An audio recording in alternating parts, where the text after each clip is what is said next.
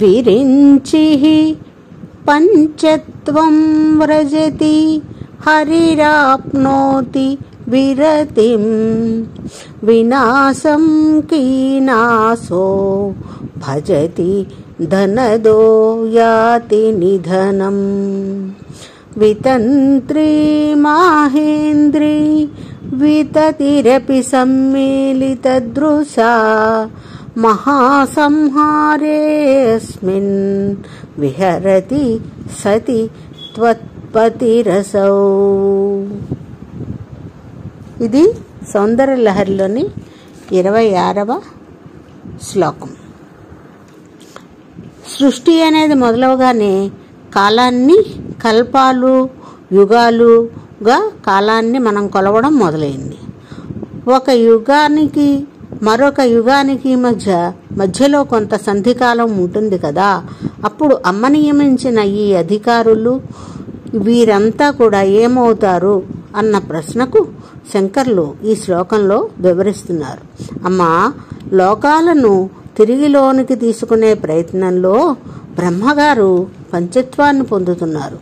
విష్ణువు విశ్రమిస్తాడు, యముడు నాశనమవుతాడు, కుబేరుడు నిర్ధనుడై మరణిస్తాడు, ఇంద్రుడు ఆయన పరివారం అందరూ కూడా కన్నుమూస్తారు. ఈ మహాప్రళయ కాలంలో కూడా నిశ్చింతగా ఉన్న సదాశివుడు మాత్రం నీతో కలిసి విహరిస్తున్నాడు. అందుకే నువ్వు ఆది అంతము లేని మహాపతివ్రతవు, సర్వమంగళవు, పంచప్రేతాసనాసీనవు, మహేశ్వర మహాకల్ప మహాతాండవ సాక్షినివి నువ్వేనమ్మా అని శంకరులు అమ్మవారిని ఈ శ్లోకంలో స్తుతిస్తున్నారు. ఈ సందర్భంగా మనం పోతన గారు చెప్పినటువంటి భాగవతంలో పద్యం కూడా మనం ఒకసారి చెప్పుకోవచ్చు.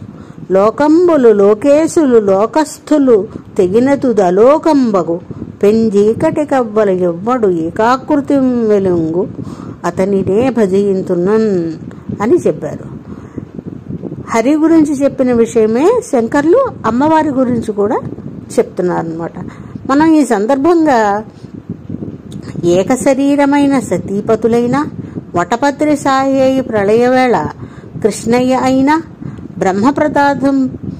బ్రహ్మ పదార్థం ఒకటే మిగిలి ఉంటుంది అనేది నిత్యం సత్యం అని మనం తెలుసుకోవాలి అని శంకర్ల యొక్క ఆశ.